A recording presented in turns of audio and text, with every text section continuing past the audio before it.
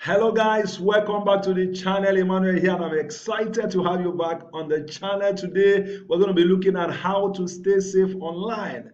It is no longer a choice for you to be online. Why? Because all of us use digital devices, all of us use mobile phones, laptops, and all kind of gadgets that are connected to the internet. Even if you say you want to stay away, your office where you work might not allow you to stay away because somehow you are going to be online. If you want to stay away, the business you do, because you're going to connect with customers and clients, there's no way you can say you don't want to be online. So being online is no longer a choice. It's something that whether you like it or not, somehow you are going to be online. All right. If you're going to be online, you need to learn how to stay safe online, because there are several fraudulent activities going on online, and I don't want you to be a victim. Okay. If you're new to the channel, consider subscribing so that you don't miss any of our video when we release it. That being said, just go ahead, click on that subscribe button now so that we can get started. The number one tip for you for how to stay online is that you must keep personal information personal. Okay. When you get online, there are several places that will demand that you put your information. They want to collect one information or the other, or you go online and you meet somebody online. You must remember that online is like shouting out to the whole world. All right. So anything that is personal to you must remain personal. There are information you should not put out online. Personal information should remain personal. So don't go online and begin to share your house address, begin to share your personal phone number, begin to share your email addresses that are personal to you. You need to be sure of where and whom you are sharing that information with. If not, that information can be used against you. That information can be used to get access into things that are personal to you. For instance, sharing pictures on Instagram. There are pictures you should not share on Instagram. They are personal pictures that should remain personal to you, right? We have heard cases of people, leaking sex tape and all kind of things like that. These are because people are not careful with personal information. There are things that are personal to you; they must remain personal. All right. So be careful how you share information online, especially personal information. Make sure you don't just go ahead and impute your information on any website or any place you see, or with anybody you meet online. Just go ahead sharing information. You need to be very careful. So I've stressed that too much. Keep personal information personal. That is number one. Number two is that you need to always enable two-factor authentication or two-step authentication, as the case may be, right? Most platforms will give you access to that tool. For instance, most of us use WhatsApp, right? WhatsApp has that tool enabled on the platform for you to be able to enable two-step or two-factor authentication. What that does is that protects you from hackers who try to take over your account and use your account to go about soliciting for funds or committing fraudulent activities. I've had family and friends fall under this kind of fraudulent activity because they were not careful to enable that two-step or two-factor authentication. So somebody takes over their WhatsApp and begin to use it to send information to group members where they belong to, soliciting for funds or sharing fraudulent investment vehicles, and that has put them in a very tight corner. Sometimes they take over their social media account like Facebook or Instagram and begin to use it to share all kind of information. So guys, try and make sure you authenticate or you enable two-factor authentication on all your accounts, your social media account, your email account, your YouTube account, all your accounts. Make sure your investment account, like your crypto wallet, make sure you have two-factor or two-step authentication enabled, so that before you can log in, they have to send you an email or a code to your phone before you can get into your account. That will protect you from a lot of things. That will protect you from a lot of things that might tarnish your image, or that might affect your finance, because or affect your image or affect your relationship with people because of when this kind of thing happen. All right. So this is very important. Enable two-step authentication on all your account. The next one is that make sure you check before you click. Right. There are several times you will receive an email in your inbox, right? And you see a link telling you, sharing one good news or sharing one investment vehicle or one thing or the other. They will share that with you. They will send it to your email. Sometimes it's on your social media platform, like WhatsApp, like your Facebook, your Instagram, your LinkedIn. You will see links. Please be careful. Before you click any link, make sure you check carefully. Don't just click on any link. Check very well before you click. I beg you. You can click on something and that might affect things that are dear to you. It might affect your account. It might lead you, it might be a fraudulent link, right? That will lead to collecting your personal information. And that might be used, to get into some personal, your personal accounts. Okay, so check before you click. Very, very important. Check before you click. The next one is make sure you use strong password. All right. When you are, filling in password, make sure it's a strong password. Now, I have also fallen for this, trying to use one password for several accounts, right? That might be safe, as long as no other person has access to that account, or as long as the platform you are putting that account does not have any issue, you might remain safe, right? But it's always better to use strong password, right? Or use a password generator, right? I've used a password generator, is much more okay too, right? Google has that, and there are several other ones. Use a password generator to generate a password anytime you are, completing, signing up for an account. But if you can remember your password is safer with you. That's the truth. Your password is safer with you. So long you are the only one that knows that password, it is safe. Okay, so but please remember to use a strong password and make sure you keep your password secret. Keep it to yourself. Don't share it with anybody. All right, that is the third one or the fourth one. The next one is I've already talked about it. Don't share your password. So use strong password. Don't share your password. So don't share your password is the next one. Don't share your password with family and friends, but please share with your wife. All right. Your wife is supposed to be the same thing. But that's personal to me, okay? I'm not telling you what to do. You decide what to do. Your password is for you alone, okay? But I share my password with my wife. My wife has all my passwords, okay? And that's because my wife is the same thing with me, okay? That's, by the way, that's not part of this video. Okay, so make sure your password remains personal. It is for you alone, and please keep it personal so that nobody has access to your information. The next one is make sure you keep your software updated, especially your Windows software.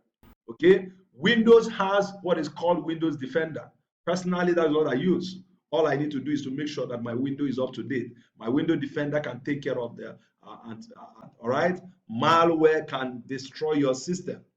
Viruses can destroy your system. So use antivirus. Okay, keep your software up to date, and if possible, use antivirus. Actually, that's the next point. So keep your software up to date and use antivirus to protect yourself against viruses and malware. All right, that's very, very important. Okay, so the next one, make sure you use a screen lock. Screen lock both for your laptop, both for your phone.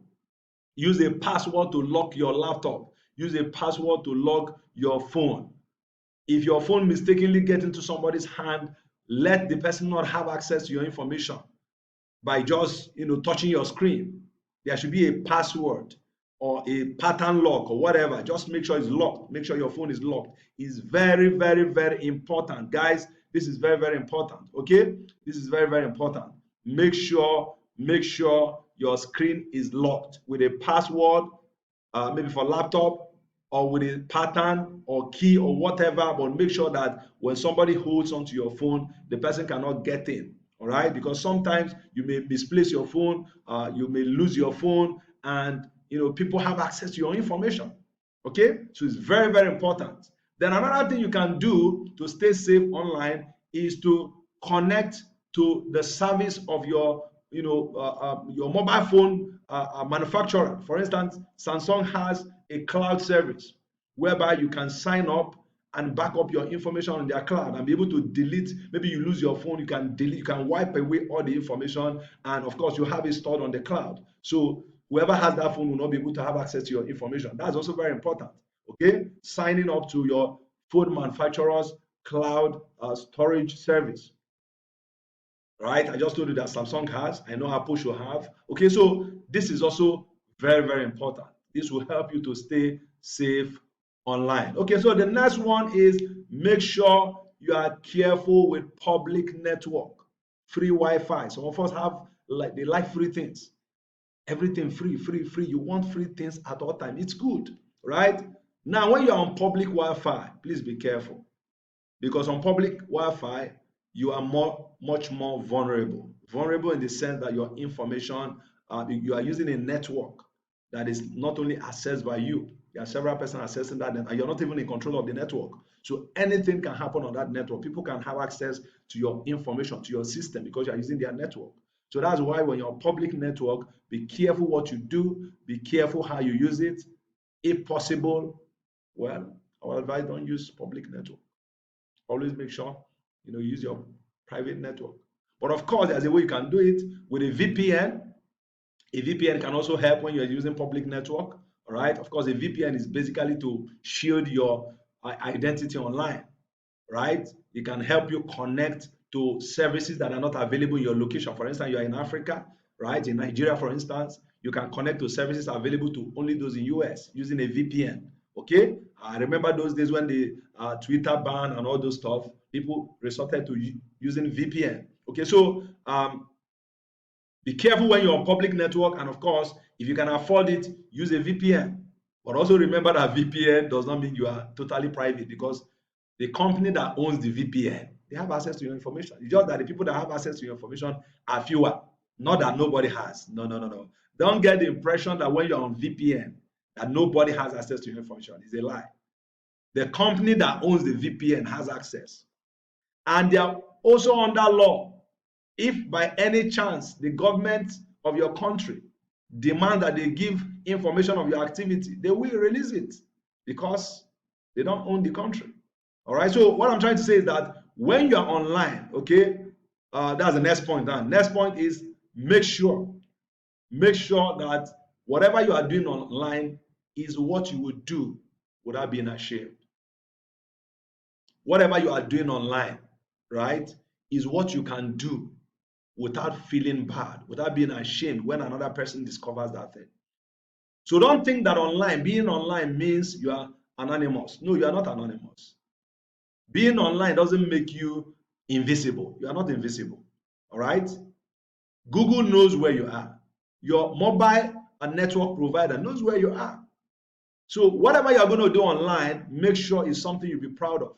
I'm not moralizing here now. I'm not preaching to you, but I'm just trying to let you know how you're going to be, how you stay safe online. Okay, so that being said, that's gone. So the next one is ensure that beware of phishing. What is phishing? Phishing is whereby hackers use fraudulent link, or use a website address, domain address that is not correct, trying to use it to collect your information. For instance, google.com is a website. If somebody wants to do phishing with a domain that looks like Google, they can type Google and add another E at the end. Instead of GWOGLE, they have GWOGLEE.com. You might not be careful to notice that there is 2 E's at the end. All right, there are 2 E's at the end, and you just click. And as you're on that platform, they can collect your information. They can have access to your system and do a lot of things. So that's why I say beware of phishing. So that means you need to be careful the sites you visit. You need to be careful the links you click, like I said earlier, because phishing can also use link. They'll just send you a link, you click, and they have access to all your information. Okay, so be careful and make sure that nobody gets access to you or steal your information through phishing. Okay, so the next one is ignore any request. Any request that you don't understand online, somebody requesting for your information, personal information, sending you a message to request for your information, all right, telling you one cock and bull story, please ignore them. Any information, in fact, any message, any email or message requesting for any personal information, ignore it. Of course, your banks will always tell you, we will never ask you for your personal information. They keep saying that thing. I receive those kind of messages. I mean, they always tell you, look, we will never ask you for your personal information over the phone. If they want to ask you for that information, you have to be in the bank physical with them. All right? they will never ask you for that information online. So be careful. Whenever you see a message requesting or demanding or whatever, demanding for your personal information, just delete. No need to read. Okay, just delete and move on. All right, next point, that should be like number 12 now. Beware of fake social media accounts. There are several fake social media accounts online. They will answer the name of somebody you know, right, trying to have access to you, and you will think it's them. It's not them. Somebody might be a man pretending to be a woman, right? Especially for teenagers, young women, you have to be very careful, right? Somebody will pretend to be maybe a boy of 15 years chatting with you with a picture of a 15-year-old boy. Maybe the man is 40 years or 45 years or 50 years, right? Trying to get access to you. And by the time you know it, you've fallen. So make sure you don't talk to strangers online. Strangers are strangers, all right? Strangers are strangers. Please be very, very careful. Anything, personal message or, strangers talking to you online, make sure you are very careful. Beware of fake social media account. Next, number 13, I've talked about it. Use a VPN. Use a VPN. And of course, number 14, use antivirus. Use antivirus when necessary. Okay, antivirus. I say if you are using Windows 10 and upwards, right, and you keep your software updated, Windows Defender can take care of most of your malware and viruses that may affect your system. But of course, if you can afford an extra antivirus, please add it, install it in your system, and make sure it's updated.